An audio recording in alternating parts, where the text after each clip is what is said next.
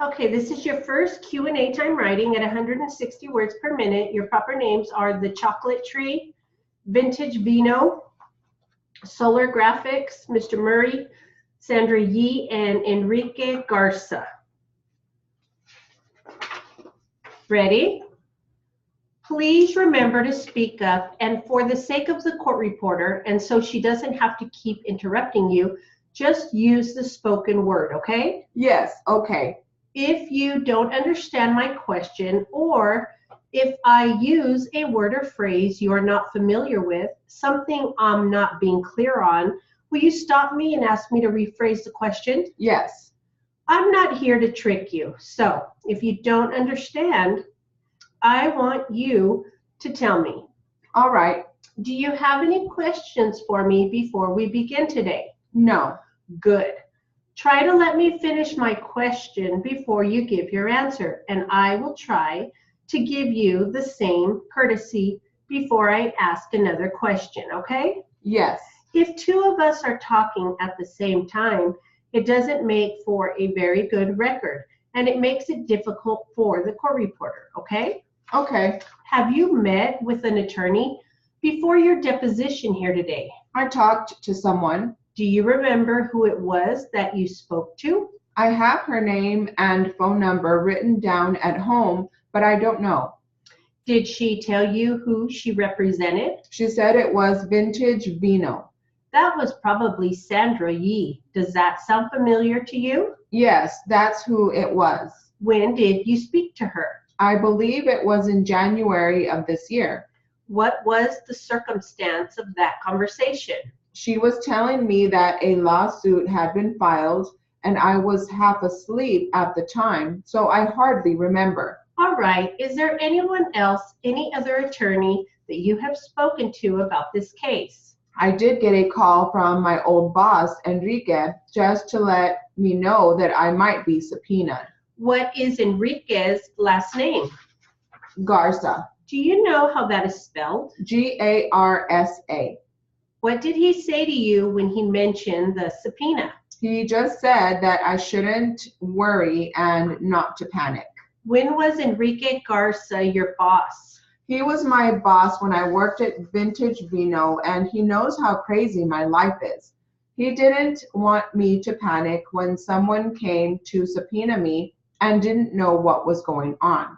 Is there anyone else you have spoken to other than Enrique Garza in connection with this? No, not that I can think of. In any of these conversations that you've had, were any of them taped that you know of? No, not that I know of. You run a daycare center, is that right? No, I watch kids in the evenings and on weekends. So when you are not at Solar Graphics, you are involved in childcare, is that right? Yes. Now, it's my understanding that back on May 30th, you were employed by Vintage Vino, is that correct? Yes. What was your position at Vintage Vino on the day of the accident? I was working in public relations for them. How long were you employed by Vintage Vino? For 2 years. What were the circumstances under which you left your job there? It was a weekend job only, just Saturday and Sunday, and I needed more hours. During the 2 years you worked there, it was weekends only? Yes.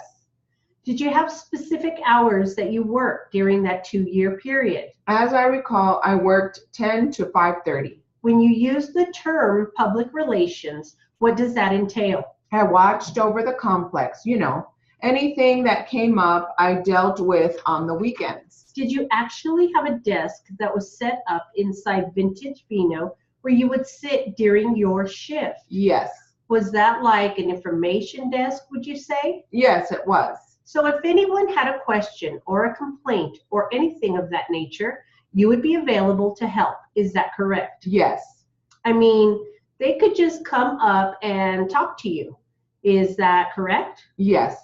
I'm going to hand you what is marked as Exhibit 3 to your deposition.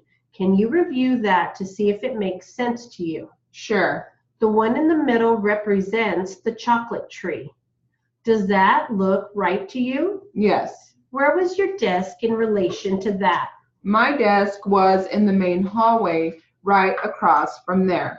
Can you please circle that if you agree that is where your desk was? Sure, it was right here. Can you please draw a little line and add your initials to that? Sure, this is the chocolate tree, and my desk was right in here. Aside from greeting guests that would come in, would it be? Okay, this is your second Q&A time writing at 160 words per minute. Your proper names are Mr. Hoffman, Malia, Taurus, Derek, and Corinne. Ready? Have you seen Mr. Hoffman under the influence of alcohol before? Yes, I have. Had Mr. Hoffman, to your knowledge, been drinking the evening before? Yes, he drinks every day and night. Do you know how many hours he slept that previous night at the house? He probably slept for 2 or 3 hours. Now, when you indicate that he did sleep that night, were you and Mr. Hoffman sharing the same bed? Yes. As far as you are aware, did you sleep about the same number of hours as Mr. Hoffman did that evening? Yes. So you only slept for 2 or 3 hours that night also. Is that right? I might have slept a couple more hours than he did. Did you go back to sleep after Mr. Hoffman left the house the morning of February 1st? Yes. Do you recall how much longer you slept? Just an hour or so longer. Now, the evening before, had you been drinking along with Mr. Hoffman? Yes. The morning of February 1st, once Mr. Hoffman woke up, did he start drinking again? I imagine he did because that's what he always did. Did Mr. Hoffman bring the alcohol into the house with him, or was it already there in the house? He always brings some with him, and there was still some there in the morning, too. Do you recall what time it was that Mr. Hoffman left the house that morning? It was about 5:15. And you did see him again later that same day, is that right? Yes, I did. I saw him at the hospital. So after he left the house at 5:15 in the morning, more or less, the next time you saw him again was at the hospital, is that right? Yes. When you saw him at the hospital, did he appear to you to have been drinking? Yes. He seemed even drunker than when he left in the morning. How was he acting at the hospital that led you to believe that he was drunk? He was slurring his words, and he could hardly stand up. Did you and he have a conversation at the hospital? If you could call it that. Did you talk with the defendant at the hospital? Yes. Do you recall if you and he talked about his wife at all? No. No, you didn't talk about his wife at the hospital, or no, you don't recall? I don't recall. Do you recall if he mentioned anything about a foreclosure on his home when you and he talked at the hospital that day? I don't recall. Did he tell you where he was going to go after he was finished at the hospital? He said he was going to an attorney's office. Did he tell you the name of the attorney he was going to see or why he was going? No. Did you ask him why he was going to see an attorney? No. Why didn't you ask him? Because it wasn't my business. Did he say anything to you about going to visit Malia? No. Did you see Mr. Hoffman arrive at the hospital that day? Yes. Do you recall what kind of vehicle he was driving when he arrived? He was driving a Taurus. Was that the same vehicle you saw him in the evening before when he arrived at your house? Yes, it was. Do you know a friend of Mr. Hoffman's named Derek? Yes. Do you know his last name? No, I don't. The night that Mr. Hoffman stayed over at your house, did you see him with this Derek that evening at any point? Yes. Where did you see him that evening? He came over to the house that night. Did you tell the police that Mr. Hoffman told you that the two of them were out in the car looking for Corinne? I don't remember. Were the statements that you gave to the police at that time true? I really can't answer that. Were you telling the truth when the police were asking you questions about what happened? Yes. Are you afraid of Mr. Hoffman at this time? No. Did you tell the police that you were afraid of him because he had once attempted to kill you? Yes. But you are no longer afraid of him now, is that right? That's right. Let's begin with step 1. Did you tell the police you were afraid of Mr. Hoffman? I guess that night I did. So is it your testimony that back in February you did tell the police you were afraid of him? Yes. Now, that day at the hospital, were you there when Mr. Hoffman gave a sample of his blood? Yes, I was. Was he able?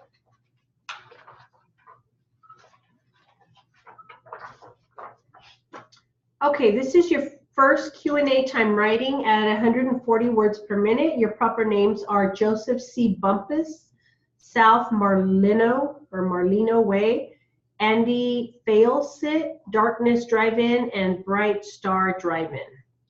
Ready? Would you please state your name and address? Joseph C. Bumpus. I live at 8992 South Marlino Way. All right. How old are you, Mr. Bumpus? I am 19. On August 10, 1986, you would have been 18. Is that right? Yes. What was your occupation at that time if you were working? I wasn't employed right then. I just got laid off my summer job. On August 10, 1986, do you recall what day of the week that was? It was a Friday. Do you recall what you did during the day? During the day, I was at home. I was with another friend of mine, Andy Failsit. Did you stay home all day? No. Towards the afternoon, he had to work down at the hospital, so we went down to play pool before he had to go to work. What time was that? It was about, sometime in the afternoon. I really don't remember. After Andy went to work, then what did you do? I dropped him off at work and he left his car with me. I took it to my house and was waiting for him to get off work. Why did you take his car? Because mine was broke and he didn't have no driver's license right at that time. Suspended? Yeah. All right. Then what did you do next? I stayed home and watched TV until he called. All right. Did Andy call you when he was through working for the day? Yeah. And I picked him up. We went back to my house and started looking through the paper to see what movies were on. We saw a good one at the Darkness Drive-In, and we just went straight out there. You and Andy went out there? Yeah. What movie were you going to see, if you recall? Something about karate, I think. What time did you arrive at the drive-in? I don't know for sure.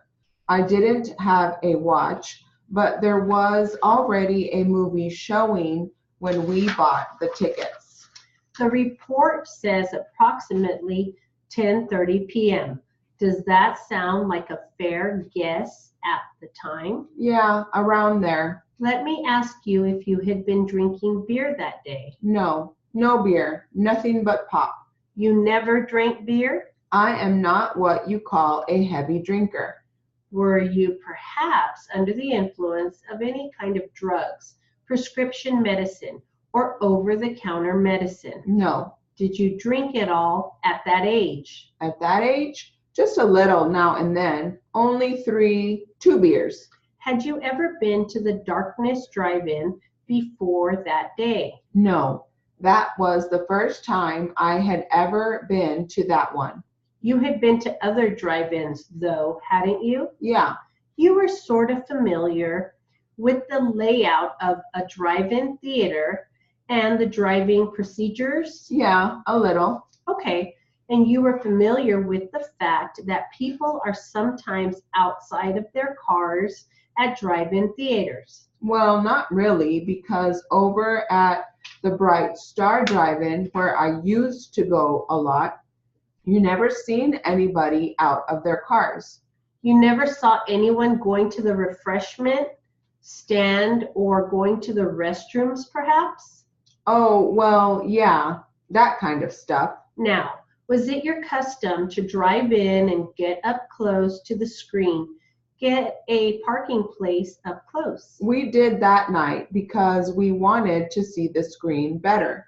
I take it you went up and paid your entrance fee at the Darkness Drive-In Theater. Yes, I had drove up and, well, my friend that was with me, he had his body sideways, like his feet, and that were facing towards me. I drove up and gave him the money. Andy handed it over his shoulder. Next thing I noticed was that my lights were on because there was a big sign in front of me saying, "Please shut your lights off." So I did. I shut my lights off and I grabbed and pulled them halfway out until the... Okay, this is your second Q&A time writing at 140 words per minute. Your proper names are Bright Star and Andy. Ready? Okay, what did you do next? I moved forward and made a sharp left, like up the same way I had came, alongside a fence. You were inside the theater at that point? Yeah. As you drove in, going left, were you able to see where you were going? No, sir.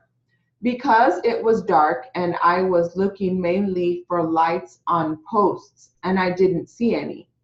When I got a little further, the car felt like I went in a hole where water had been and made a hole in the ground. Let me stop you there. You said you were looking for lights on posts? Yes. See, at the Bright Star, they've got these lights on posts, and it's just a habit with me to look for the lights on the posts. What will the lights indicate to you when you see lights on posts? That helps me find the lanes, more or less guide me to park.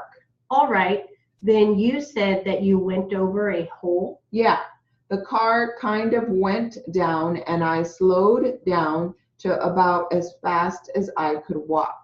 Okay, as you continue to drive down towards the screen, is that correct? You were driving towards the screen? Yes. Did you see any posts further down? No, because I was going slow and I was trying to see more or less where I was going. I was driving real slow and then the picture screen seemed to go blank. Up to that point, you hadn't seen any more speaker posts. Is that correct? No, I couldn't see any speaker posts. And the speaker posts allowed you to know where the aisle was. Is that correct? Yes. All right, go on. After I had got out of the hole, then I started again, but I started slower than what I started out when I came in the drive-in. Then I turned right and... Did you turn into an aisle at that point? Could you see that it was an aisle when you turned? No, but down by where I went in that hole, there was some cars parked off a little way, toward the middle of the aisles. All right, you turned right, proceeded in, and didn't see any speaker posts or aisles. Then what did you do? Then I drove in a little ways, and all of a sudden I heard a bump. A bump? Yeah, like if you run over some railroad tracks. You had traveled that distance without putting your lights on? People holler at you in a drive-in if you turn your lights on. You said you heard a bump. What did you do then? I stopped and I got out to see what it was. What was it? I seen a couple of kids under the car. I hollered for someone to get the cops, and then me and Andy tried to lift the car. You said you heard something that sounded like a crunch or a bump. What did you discover made that noise? When I heard that, I heard someone yell, "Don't back up." Then what did you do? Me and Andy jumped out of the car, and that's when I seen the kids under the car. Did you or Andy try to get them out from under the car? Not right then. I hollered for someone to get the cops. It seemed like the cops took an awful long time, and I didn't want to leave them there. Had someone said to leave them there? No, we was just scared, and I was plenty worried about it. What did you do? I told Andy to help me lift the car, and we got right round to where the rear wall is at. You were right where? You know, the rear wall where the tire is. All right. Another guy came over to help, and then we held the car there. We was waiting for someone to pull the kids out, and no one wanted to pull the kids out. What did you do? I yelled at them to pull the kids.